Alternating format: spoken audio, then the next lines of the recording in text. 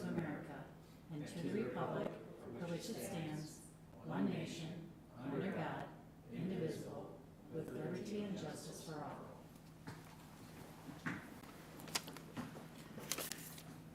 Welcome, everyone, and let the roll reflect all council members are here with the absence of Councilmember Leifeld. Determination of quorum has been established. And tonight, we have a proclamation to be read. Our Public Works Director, Nick Ager's last day with us is tomorrow. Nick, you'll be missed by many, and you've been appreciated by all of us here. So with that, Councilmember Brox, if you would start the proclamation. Whereas Nick Egger was first hired on as Assistant City Engineer in 2002, promoted to City Engineer in 2005, and then promoted to Public Works Director in 2015. Whereas Nick's leadership has been instrumental in making normal happen by systematically maintaining and upgrading the city's physical infrastructure. Over 100 miles of streets, 13 bridges, 90 miles of water main, 6 wells, 3 water towers, 1 water treatment plant, 1,300 fire hydrants, 8 lift stations, and 1 hydroelectric generating plant. Whereas Nick assisted with the nitrate removal system for the new water treatment plant, served as the city's liaison to the Highway 61 Bridge project in 2013, and guided multiple projects for the Riverfront Renaissance. Whereas Nick is appreciated as a great partner with the other city departments, assisting with social media posts, getting drone photos for aerial views, which are very beautiful, by the way, providing traffic and speed counts, and coordinating detours. Whereas Nick has collaborated with partner agencies such as the Minnesota Department of Transportation, Minnesota Pollution Control Agency, Dakota County, Metropolitan Council, and the Army Corps of Engineers. Whereas Nick has represented the profession serving on the board of the American Public Works Association, Minnesota chapter, and Whereas Nick has consistently demonstrated the city's core values: communication, optimal service, respect for resources, and enthusiasm. Now therefore it be on behalf of the City of Hastings, the Mayor and City Council, commend and thank Nick Ager for his years of dedication and service, and extend best wishes to him in his new role in Rosemount.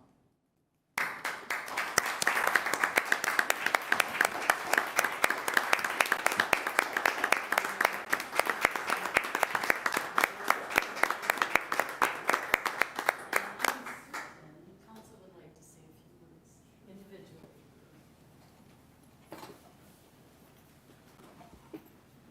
Councilman LeBon, you want to start? I'm going to keep it pretty simple, Nick. Congrats. Thanks for everything that you've done for us.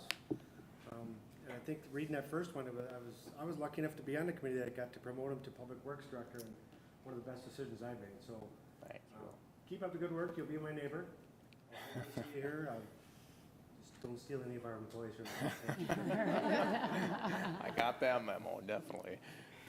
As well, thank you, Nick. You know, coming on as a council member 5 years ago, even though I myself, come from city government, I've learned a lot in my interactions with you, and how, as an elected official, to have a different perspective on how operations work, within the city. And I think that you've given really good guidance, and I've so appreciated your patience and understanding with us as we want to get involved sometimes in things that are a little too far in the weeds, but you've always shown a lot of grace, so thank you for that.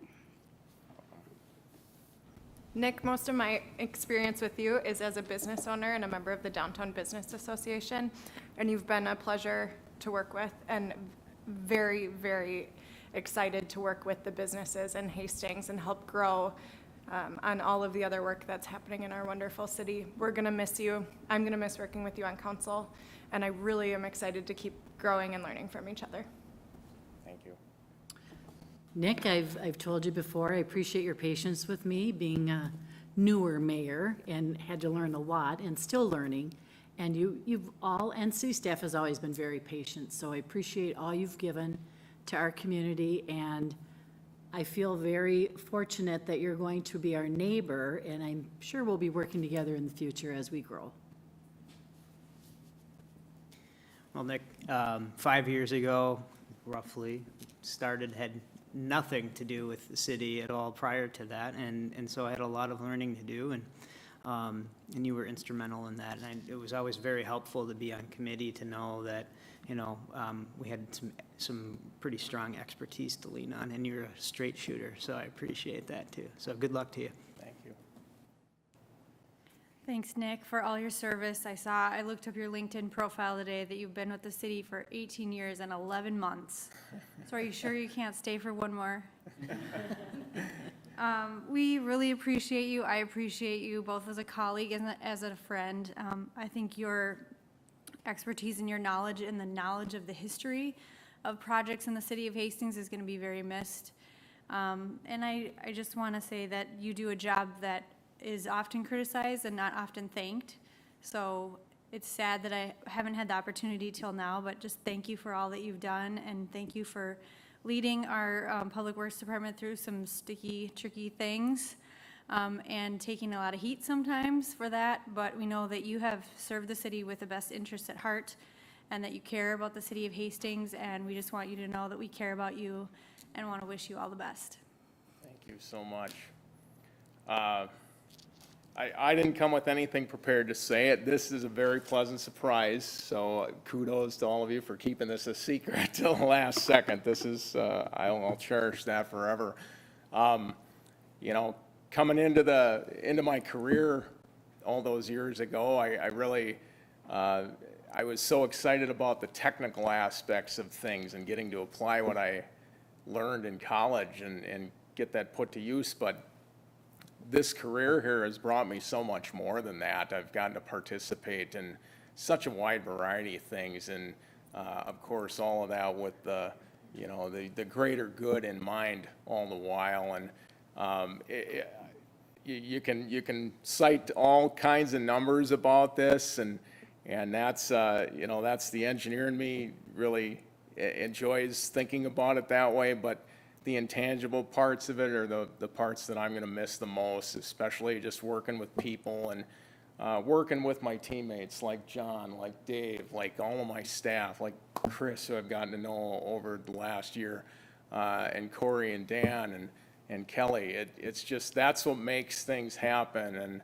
And, I've been so fortunate and blessed to have a lot of cool opportunities to bring my abilities to the forefront, and I think the most gratifying part is that I can see it all around, just in my travels around the city, coming in and out day by day, and having to experience it kind of as an end user myself. So that stuff will be there, I hope, a long, long time, and continues to get taken care of by our excellent staff that we have. But none of us get to these sorts of accolades alone. It's a lot of folks behind the scenes that help lift you up there, and you just get to maybe savor in the more public eye part of it.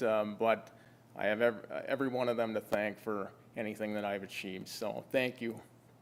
Thank you all. Appreciate it. And we will see Nick later in our agenda. So, council members, are there any corrections to the minutes from the meetings and workshop on July 9th or the workshop of July 21st? Seeing none, they are approved. Comments from the audience. Tonight we have public comments that we could take with options for comments that had been emailed prior to the meeting, as well as interactive featured during the meeting. For the emailed comments, they have been forwarded to City Council and they have been received. Please recognize that items not on the agenda will not be discussed this evening. For live comments, they may either be through Zoom link or in person. We ask that the attendees raise their hand in-person feature in the Zoom, and they will be invited to speak one at a time. I also want to remind everyone that the public comment period is not extended for dialogue. Is there anyone who would like to speak to the council at this time? Okay, seeing none, Council members, are there any council items to be considered? Okay. Let's see. Council, I would accept a motion to approve the consent agenda.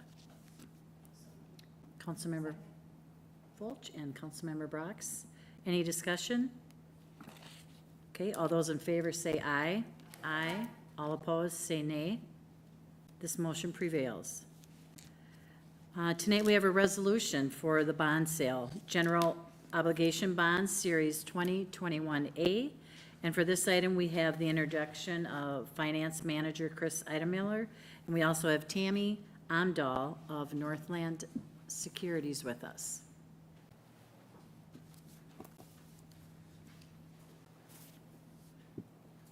Thank you, John. Mayor, City Council, Tammy Amdahl from Northland Securities. Chris asked me to get up and speak directly to this item. So you have the resolution related to the bond sale. I'm going to give a little background on what got us to tonight in the resolution. But first, I will let you know it was a great day in the market for Hastings. So I'll get to that in a moment. The city is considering tonight a resolution awarding the sale of bonds to finance street and utility improvements for your 2021 projects.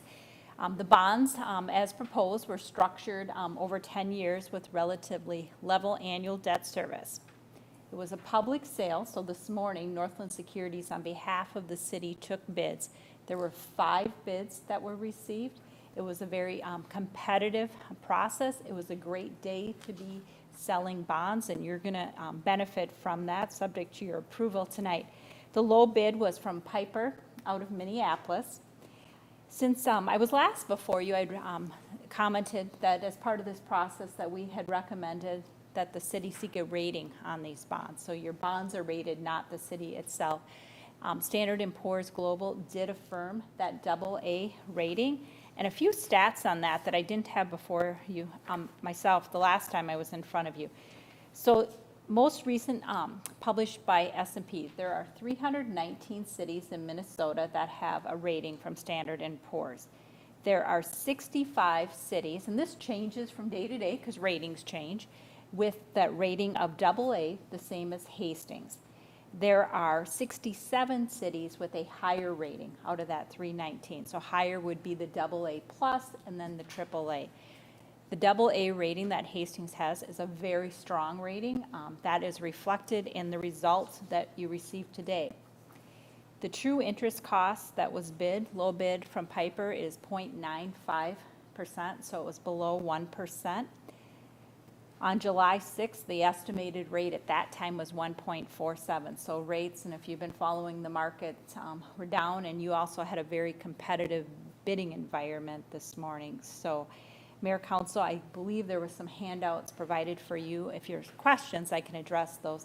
Otherwise, I would stand and recommend approval of the resolution awarding the sale of bonds. And one last comment, Mayor, before I turn it over.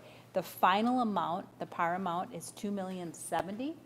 That is less than the resolution that was in your council packet because these bonds were bid with premium. So the underwriter is paying you more than the par amount because the coupons on these bonds will be higher. That premium was used to reduce the par amount. You did not need it, and staff did not recommend that it be used for construction costs. So with that, Mayor, Council, I would be happy to answer any questions that you may have. Thank you, Tammy. Council, Councilmember Fulch. Thank you, Tammy. So is this like as low as it possibly gets? For Pretty much. It depends.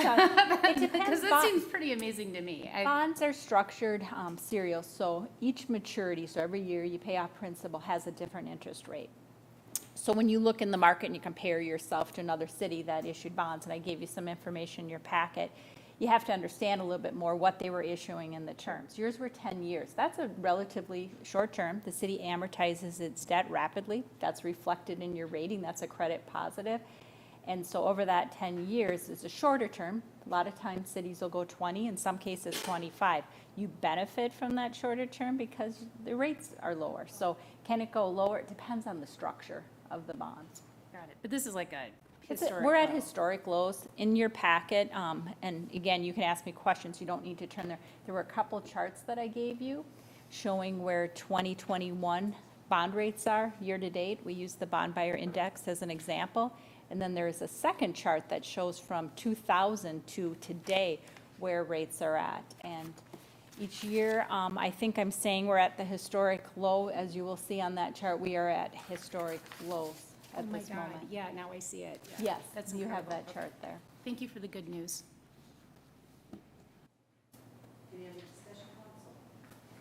Sorry, any other discussion, council? Okay. At this point, for this item, I'd look for a motion to accept a approval of the resolution providing issuance and sale of 2,235,000 general obligation bonds, Series 2021A. For clarification, yeah. Clarify, it's 2,070,000. Yes. I'll make that motion. Okay. Second. Councilmember Vaughn, Councilmember Brox, with any other additional discussion? All those in favor, say aye. Aye. Opposed, say nay. That motion prevails. For this item, we have thank you, Tammy, and thank you, Chris. We have a resolution for limitation of water usage, and for this item, we have a brief introduction by City Administrator Dan Maticha.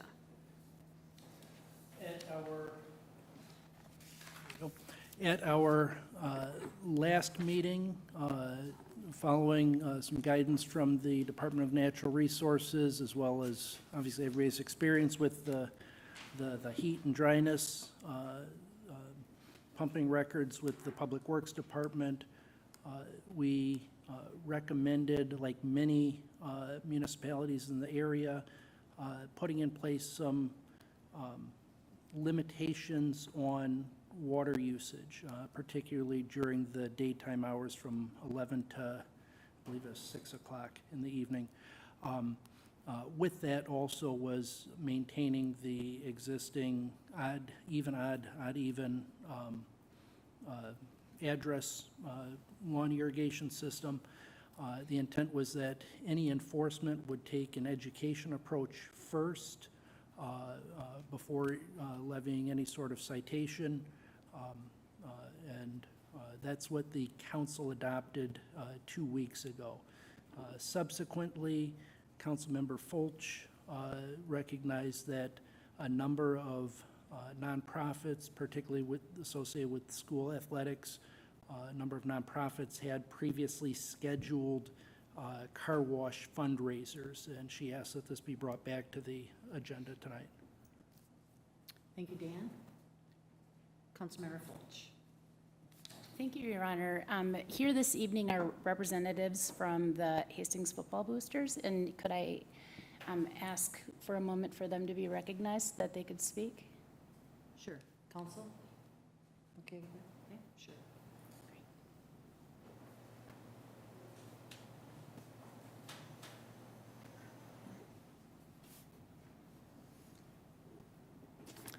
Mayor, Council, my name is Bob Hartman, Hastings Football Connection. Like mentioned, for many years we've done a car wash as a fundraiser. Last year it was postponed due to COVID, and now this year possibly postponed due to weather. We're looking for a variance on Sunday, August 22nd from 10 a.m. to 10 p.m. to do a car wash for a fundraiser for the Hastings Football Connections, which helps out the 9th, 10th, 11th, 12th grade football teams. It'll be held at the Green Mill parking lot. It's players, like I said, from 9th grade through 12th grade interacting all together, volunteer parents, and the parking lot is donated by the Green Mill. So I would entertain any questions. Thank you, Bob. Any questions? Councilmember Brox. My question is just for the time frame. Is it a normal amount of time to do it for 12 hours? Or I remember seeing signs for car washes when I drive by, but I always recall them being kind of in the morning hours. Has this changed recently? Do you need more time because you need to raise more money, or is this typically the time that you would do it? I think our club is a little bit different because we have more players that volunteer. Volleyball, soccer, cross country, they have a smaller amount of participants, so to get that many players for 10 to 4 is a little difficult. But like I said, we pull in the 9th graders, 10th graders, 11th graders, 12th graders, mix them all together, and freshmen get to meet the upperclassmen during this. It's kind of a social benefit also. That was gonna be my next question. Is it an opportunity to do also some team building and for the different grades to interact? And so, yeah, you answered that. Thank you. Okay, I thought it was 10 to 10, sorry. Oh, I'm sorry. Apologize. 10, I misspoke, 10 to 4, excuse me. Okay, thank you. Any other question? Councilmember Fulch. Great, thank you, Bob. And approximately, like, how much water is used during the event? Do you have, like, huge fire hoses out there, or is it just a couple garden hoses? No, we just go off the building spigot from the green mill. We split it into a bunch of different hoses, depending on the weather. If it's raining, which maybe this will bring rain, I don't know. It depends on the flow of the people. I mean, sometimes we have to break into 2 groups because the traffic is coming through, but it all depends on how many people show up. But we usually have 1 to 2 stations set up coming off of one spigot from the building. Okay, thank you. So it's not a huge amount of water, it's just No. a couple The garden water's not hoses. running constantly. We have the spray nozzles on there. Councilmember Vaughn. Thank you, Your Honor. Have we heard from any other organizations? And is this resolution for any nonprofit that wants to do one during this window of time, or? I don't think we're being asked to make a variance for just one organization. I just want to make sure that we understand that there could be many. Yep. Your Honor, members of the council, this was drafted so that it would allow any other nonprofits to also be able to have the exemption just for fundraising efforts during this time. We know that fall fundraising is kind of important to the schools, and like you said, last year you weren't able to do anything. So this is their opportunity to do that. We felt like it was a limited enough exception that it should be available to all nonprofits and not just the football boosters. Thank you. Councilmember Fulch. No, thank you. That's what I was just going to say, is that I had asked for it to be for all nonprofits. In conversation, I think a couple of the other teams are having car washes as well in other locations sometime in August, and so I don't know what all the details are of that, but. With All no right. other questions, then I'd accept a motion to approve a resolution declaring sorry. I just Councilmember have Vaughn. one point of clarification. Will other nonprofits or organizations need to come forward in front of council? Okay, this just clears it up. Making sure. Just Mr. Hartman. Language is generic because it just basically says that there's an amendment to the resolution that we already passed that says this resolution does not prohibit car wash fundraisers conducted by a nonprofit organization. So it's generic. Right. Yeah. Mr. Hartman, thank you for being here and representing the organization that you would like to see have a car wash. I hope we can all make it to it. Your Honor, I'd like to move the resolution to approve the nonprofit car washes. Great, I'll second. And Councilmember Fulch. Any additional or new discussion, council? All those in favor, say by saying aye. Aye. Opposed? And that motion prevails. Tonight under public, thank you, Bob, and good luck. Let's hope the weather is not raining so you can make lots of money. But we need rain. Yeah. Okay, for this item, we will have an introduction by Deputy Chief Dave Wilski, and he will go over our resolution for an emergency operation plan. Welcome, Dave. Thank you, Mayor, City Council, city leaders. I appreciate the opportunity. Just stand by. There it is. So tonight I come to you as, my role as the emergency manager, but I don't have an emergency manager shirt, so I went with my police shirt. So I apologize for that. I do have a brief PowerPoint that I'd like to go through just to explain what the resolution entails. And what it is for is our emergency operations plan. Every couple of years, we update this plan, and we would like approval based off of the plan and the PowerPoint today. So first of all, the reason for the plan, pretty self-explanatory, but there's tornadoes, floods, blizzards. In the last couple of years, you know, we've pulled this plan out, to be honest with you. I mean, right now we're in a drought. Probably things that we haven't really thought about in the past. But there are other natural disasters that can affect the city of Hastings. In addition, major disasters such as transportation or man-made type disasters, explosions, hazardous materials, pipeline leaks, outbreaks, disease outbreaks, terrorist attacks, etc. And so this emergency plan is really needed to ensure the protection of the public from the effects of these hazards. So when we talk about the purpose, the city of Hastings, we have a lot of capabilities and resources at our disposal.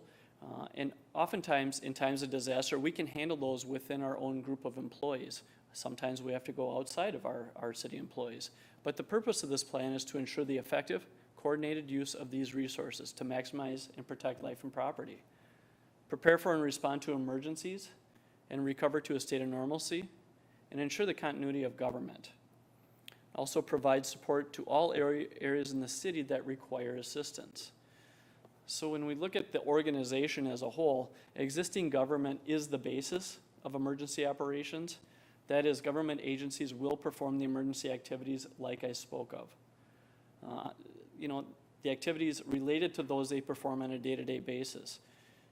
So if we look at how the organizational chart would look in a time of emergency, we'd have the mayor at the top, and then we have our emergency management coordination, which generally is led by the police and fire chief. We have our community relations coordinator, and then city administrator to assist in running day-to-day functions. So everyone on here has a role in the emergency management plan.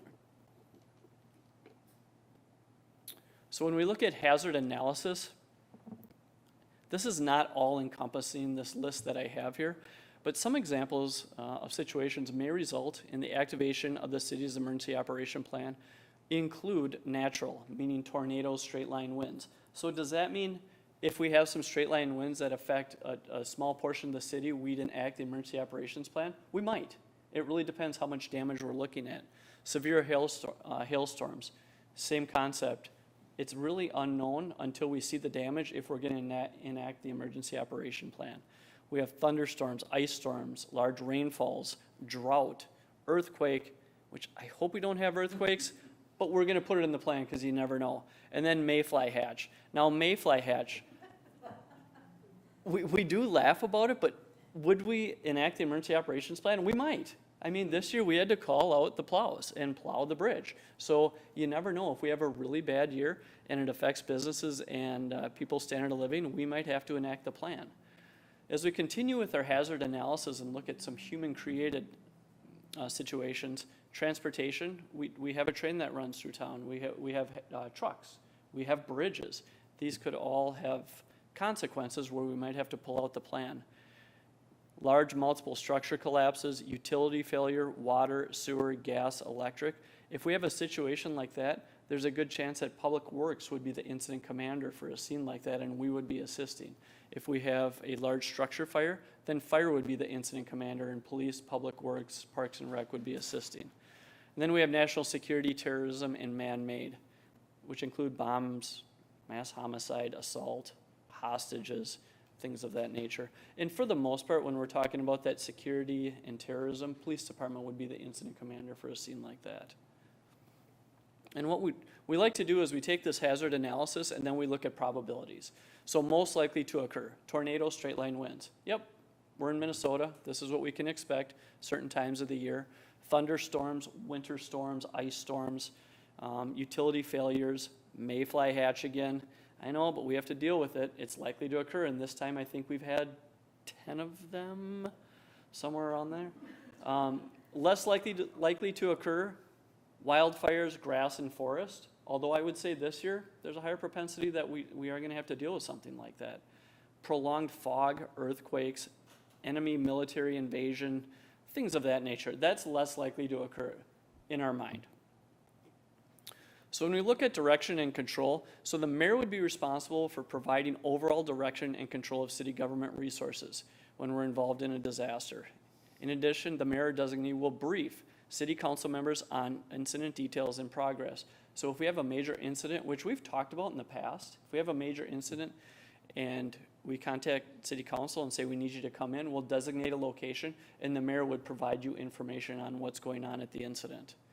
And then we have direction and control of the city of Hastings' response to major disaster will be carried out at the EOC, the Emergency Operations Center.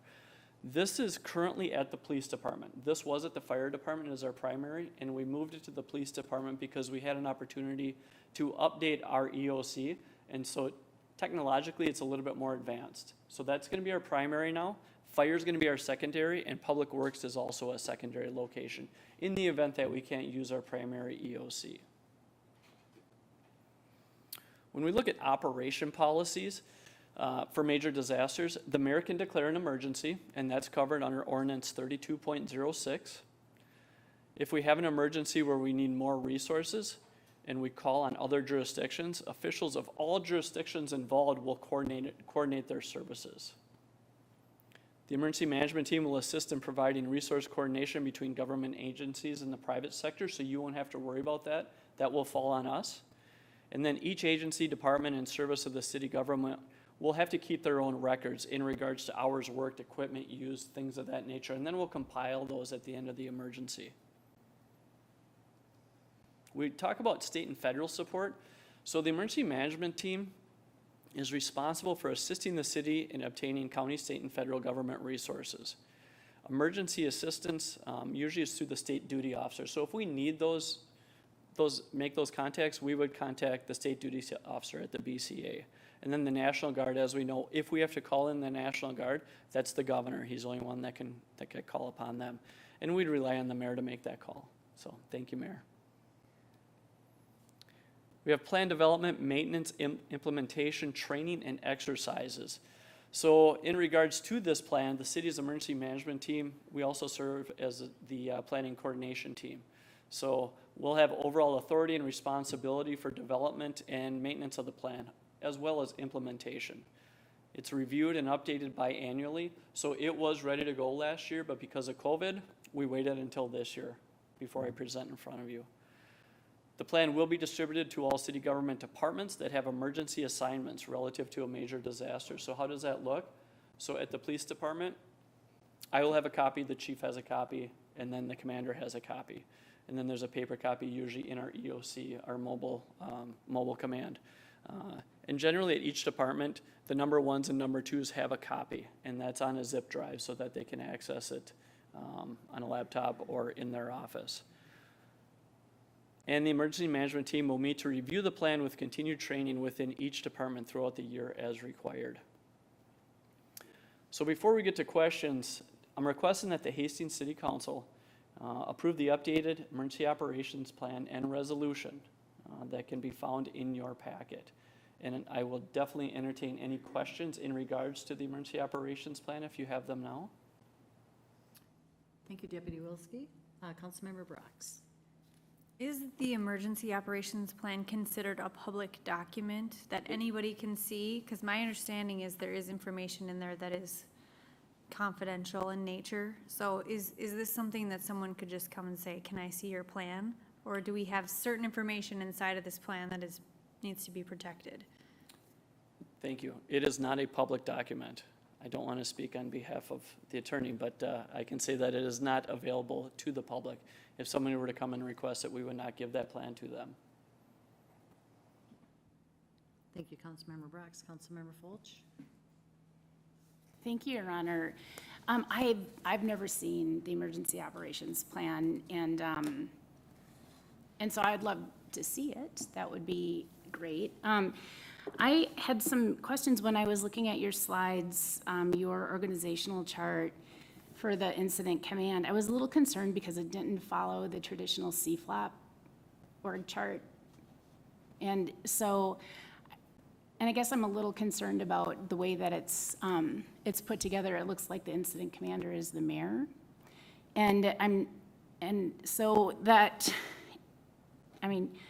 I know enough to know that if you're the incident commander, you should also be having to go through the various training requirements of, what is this, like incident command 100, 200, 700, 800, and things of that nature. And so I'm I'm concerned about that if what you're showing us is just for illustration purposes, or if there's really a true CFLAP incident command structure that's going to be used during an emergency situation. What I can say is since the mayor would be the one to declare an emergency, and generally emergencies are 3 days or less in length, because she's the only one that can declare it for the city, she would be at the top of the podium. Does that make sense? As far as the incident command itself, although the mayor would obviously be invited into that room, chances are it's either going to be police or fire or somebody else that would be, it'd be more of a unified command concept, but the decisions that were made would be run by the mayor for that emergency. Well, And in my experience, the mayor is typically not the incident commander for, in an emergency situation. And so I guess I have a lot of concern about whoever the mayor would be, not just you, Mary, but, you know, whoever the mayor would be, that they would be qualified to run an incident and be in that role. And so I have seen org charts where elected officials, and not just the mayor, but like the whole city council, would be a policy arm and leading into who the incident commander is in an advisory role. But I have a lot of angst about thinking of the mayor, because the mayor doesn't have authority amongst themselves, besides just declaring the emergency, to be able to actually allocate. Yeah, and if you look at it, and it says mayor or designee, and generally, I'm not going to speak for every incident that a city has declared an emergency, but generally the mayor is going to receive guidance from those that have some experience with some of those decision-making issues that might come up. But because the mayor's the one that declared the emergency, she's going to oversee the overall incident. Well, this doesn't follow NIMS protocol, and so I do have a lot of problems with it, I mean, to be quite frank. So with that said, the other question I had as to when an event is actually triggered, like for instance, a pandemic should be an appendix to the emergency operations plan. And then furthermore, when we had the E. coli scare a couple of years ago, I know that you weren't in a leadership role at the time, but I had asked the city administrator at the time why it is that the emergency management plan wasn't enacted, and I was told that the city administrator had consulted the fire chief at the time, and the fire chief had made the decision that it didn't rise to the occasion to actually trigger the emergency operations plan, which I thought was very troublesome. So in that respect, I think that it's a good idea to have the city council looped into the decision-making process as to really what warrants the triggering of the all-incident hazard plan. And I just think that there's a big lesson learned there because those protocols weren't enacted. We were notified, but we weren't involved, and, you know, communications, I think, has learned a lot. When Lee Stoffel was here, she had tried really hard to put together, you know, a plan for the future, and I know that the new communications person is going to be working on a robust communications plan. But I just think that there's a lot of lessons there to look at the last couple of years as to really what should have triggered the emergency operations plan. If it's truly an all hazards plan, that other things besides things blowing up or getting blown down, you know, that we actually use the all hazard plan. And so I would love to see a training exercise where the council is actually incorporated into it, where there's, you know, a scenario, you just do a tabletop exercise where something's blown up or blown down, and how it is that we would all come together and be informed or make decisions, and how we would actually then, how would we work with the true incident commander? You know, is it, which of the chiefs is it, or is it, you know, is it someone in Public Works? You know, so who really is in charge? And how does the CFLAP work? Because the CFLAP should be working. And so I just think that I think that there's a lot of area for improvement here where, because I've been on the council for the last 5 years, and when I first started, we were sent to, there was a training that was being made available by the Dakota County Sheriff's Office. And I went to that, and it was for elected officials, and it was good. It gave kind of a high-level understanding, so elected officials knew what their role was in emergency management. But there's never been actually any training, or when there actually have been events, has the council been actually triggered to take an active role within the incident, if you understand what I'm saying. And because we have had a couple incidents now that should have triggered it. And so just all food for thought. I think that there's a lot of area where we could strengthen that muscle so that in case something does happen, so that we're ready for it. And if I could respond to a couple of your remarks, Sure. Yep. Councilmember Fulch. So in regards to the pandemic plan, that is now an annex in there. So that was added this Great. go around. Good. And that was done before COVID, the lockdown essentially happened. When you talk about elected official training, there is some training that will be coming up hopefully this year, and I'll keep everyone informed when that happens.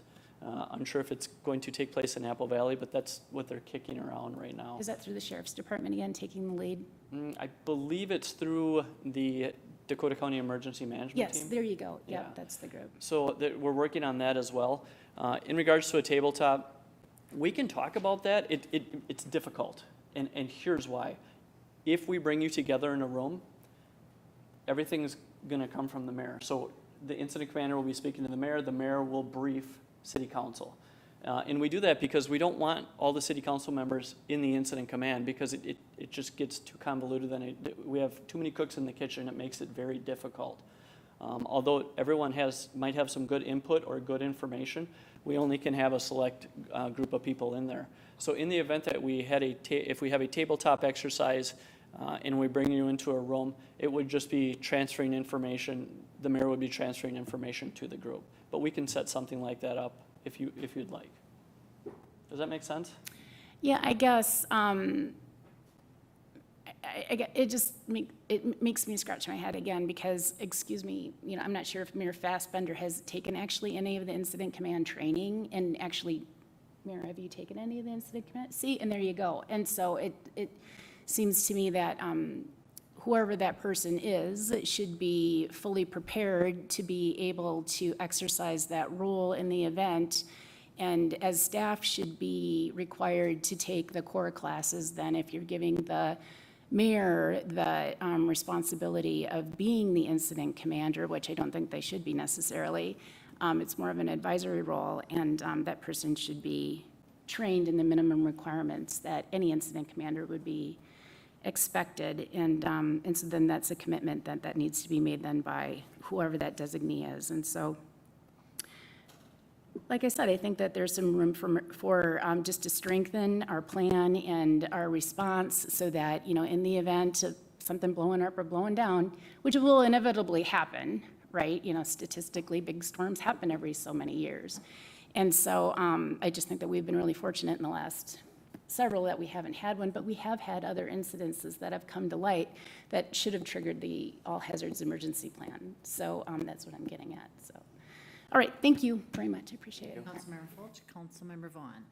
Thank you, Your Honor. Councilor Fultz was talking about, I think Councilor Rox and I went to it. It's been a few years.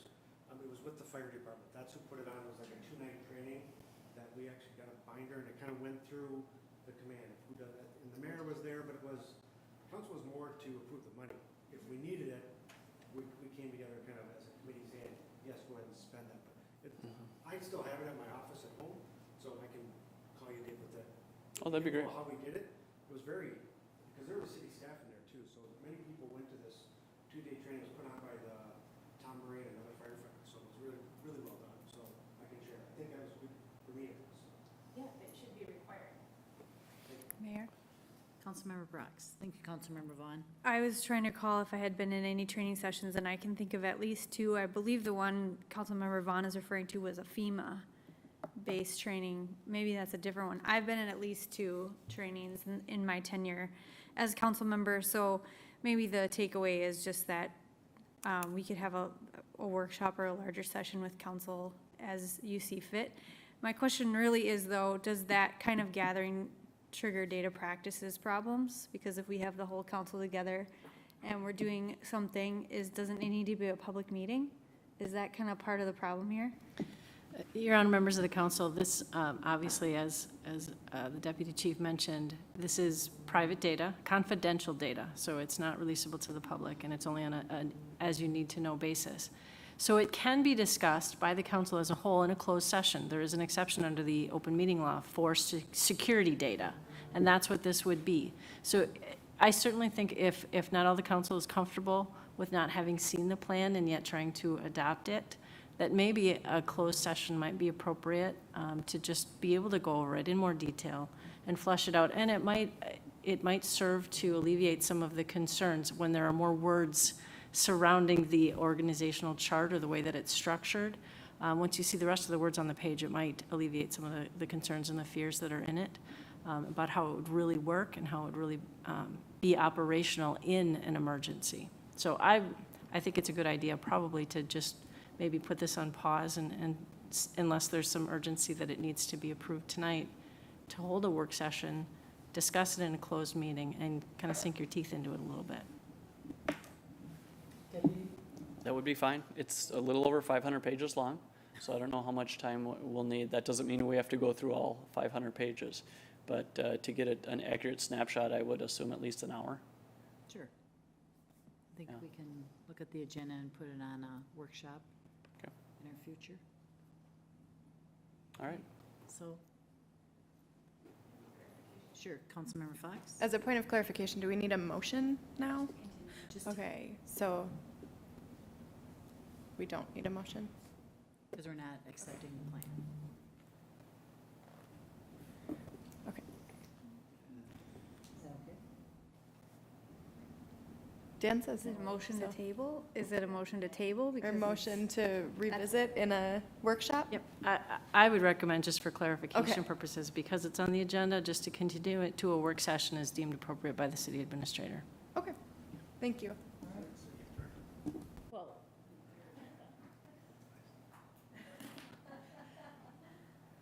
Okay, either way, we'll be seeing you again. All right, thank you. Thank you, Deputy. Okay. So we got that figured out for our next workshop. Maybe. All right, so then tonight, under the IT, or administration, we have Dan Wachicha will be going over our IT manager wage scale. Thank you, Mayor.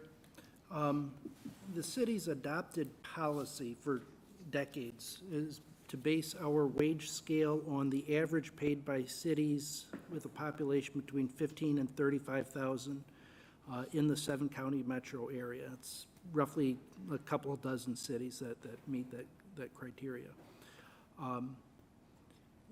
We have a vacancy as of this weekend in our IT manager position, and as we were looking at updating that job description, we also looked at the wages. I will note that there's a typo in the memo, but the numbers in the chart at the bottom of the memo are correct. So the meat of it's accurate, just the numbers in the paragraph are incorrect. But when we look at those peer populations, we're about $20,000 low. And rather than advertising a non-competitive wage, recommend that we adjust the wage scale tonight so that we can advertise that position at a higher range. It is certainly possible, maybe even probable, that it would be within the 2021 budget. It depends on how long the position's vacant, what step we actually hire that new person in at. So it's possible that it would not have a budget impact, but because it's a deviation from our system of our entire system of employees, because it's a change mid-year, because of the size of the change, recommend that it would be coming to city council tonight. But With that, I can certainly stand for any questions. Thank you. Thank you, Dan. Council, any discussion?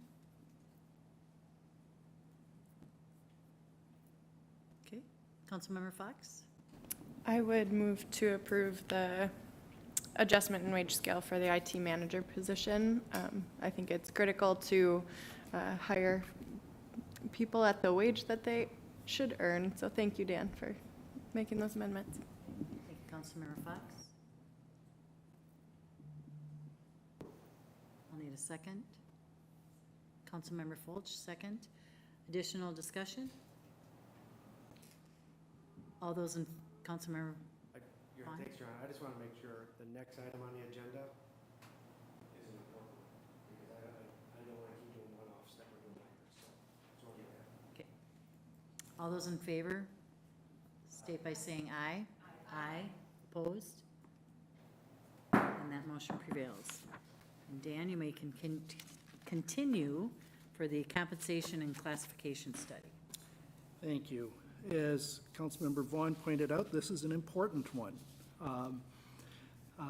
Our existing compensation system, the last time we formally, comprehensively looked across all our positions was over 20 years ago, 1999 to 2000. And the last significant review was 15 years ago, 2006, 2007. It's had sort of pulse-type reviews since then, but we're certainly seeing examples where our wage scale appears to be off and needing to be reviewed and updated. As pointed out, we don't want to keep doing one-offs. They might make sense individually, but they have an impact.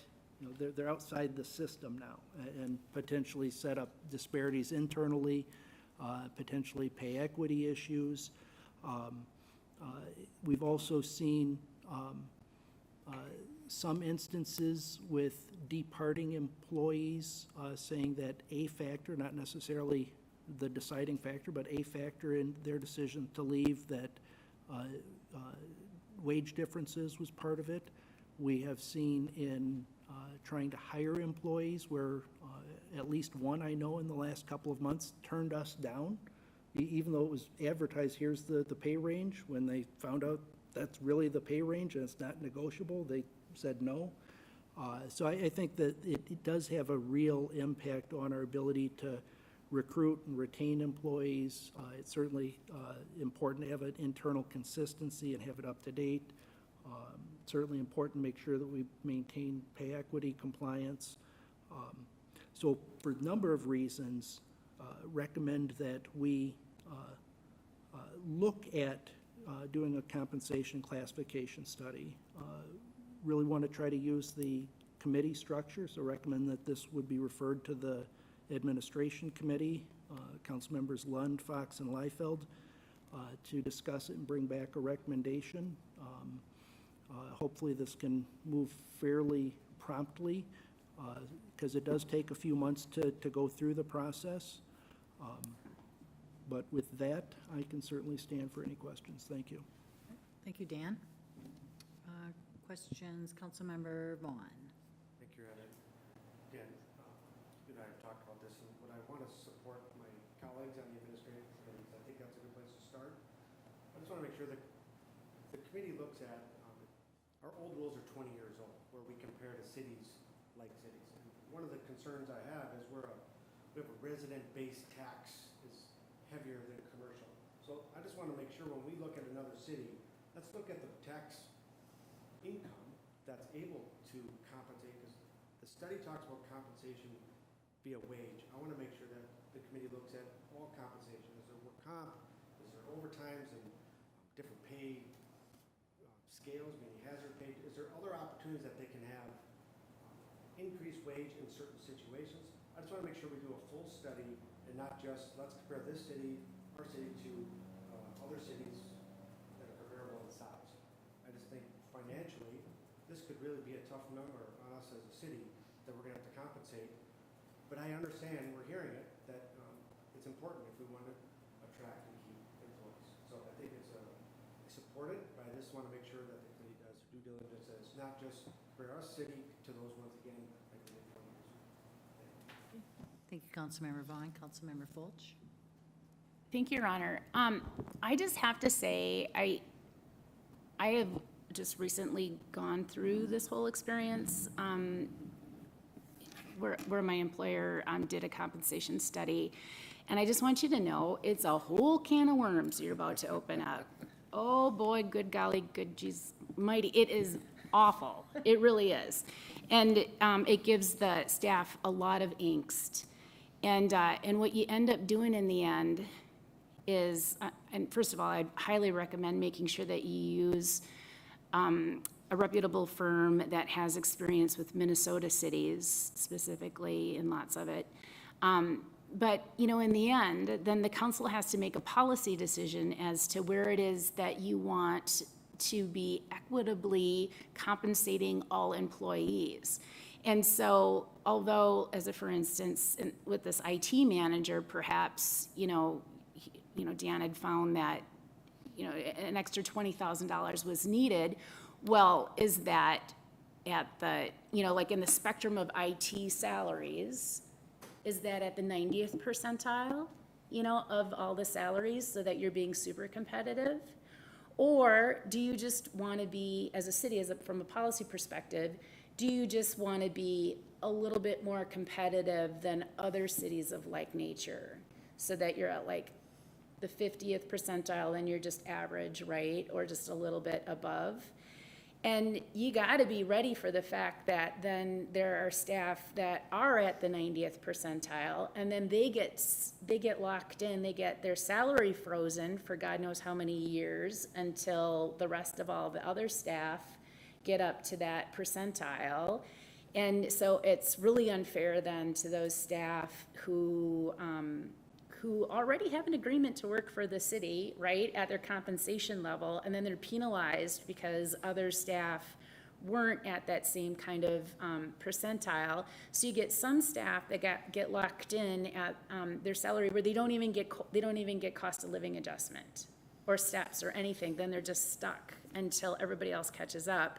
And then you have some of the lower level positions, perhaps, that do need to get caught up, then they get brought up. But I am telling you, it is so much angst amongst the staff. And in the end, there are a few staff that win, but there are staff that also lose in the end. And so, and then it's interesting to see what happened between the EMS profession, the careers that were in those categories versus like public works staff, in parks staff, and how things got all out of whack. And so I just want y'all to brace for that can of worms that will get opened up, and the stress that it'll cause the staff. It'll be considerable with union negotiations and things of that nature. So it's not an answer to everything. Enough said. Thank you, Councilmember Fulch. Councilmember Brox? I appreciate those comments. It sounds like you're familiar with Councilmember Fulch. I guess my position here is that more data is better than less data. So if we know where we're fairly compensating and maybe unfairly, that gives us an opportunity to do something about it. And I understand that it might be messy, but I think we have to do what we can to be competitive and attract good staff and keep good staff. And also, I guess one of my questions is that I have worked in the private sector, so I recognize this is different, but there's been years where I've worked for companies that aren't doing well or don't have adjusted revenue, where other benefits are extended, things like flexible working from home, or there was other benefits extended to me that weren't monetarily taxing to the employer. So I don't know if that would be included in this study, those kind of intangible benefits, but I believe there's other things outside of money that can compensate an individual as well that we could incorporate. So I guess my charge to the committee is also to challenge a third-party consultant to think creatively about what we might be able to offer. Not just money, but other things like flexibility and flexible working from home, because I know that that's been very valuable to me and has caused me to stay at places longer when the wages are frozen and there's no money for raises. Thank you, Councilmember Brox. Any other discussion, council? I'd ask for a motion to accept to refer the matter to the administration committee of Councilmember, yes? So Councilmember- moved. Okay, I was gonna just state who it is. It's Councilmember Lund, who is the chairman, and Councilmember Fox, and Councilmember Liefeld, who is absent. And Motion.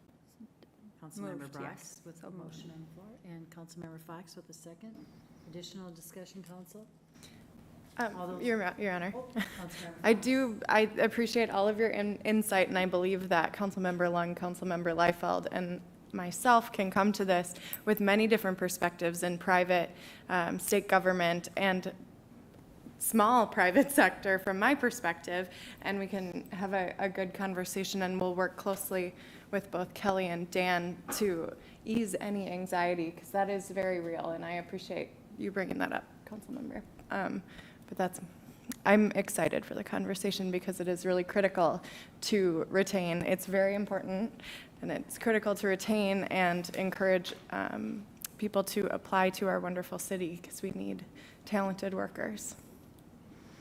Councilmember Fox. And all those in favor, state by saying aye. Aye. And opposed? And that motion prevails. Thank you to the committee for your future information. So we will do reports and announcements at this time, and then we'll be going into our closed session. So I do have a couple announcements. Council, do you have any? Okay, there is, oh, yes, Councilmember Fulch. Thank you, Your Honor. I had a council concern that I wanted to bring up. Okay. And I was hoping that on the next council agenda, and the next one or the one thereafter, that we could be given an update on the status of the Hastings landmark signs that, like the welcome to Hastings. In particular, the ones that are on Highway 55 and 61 coming into the community. They're quite outdated.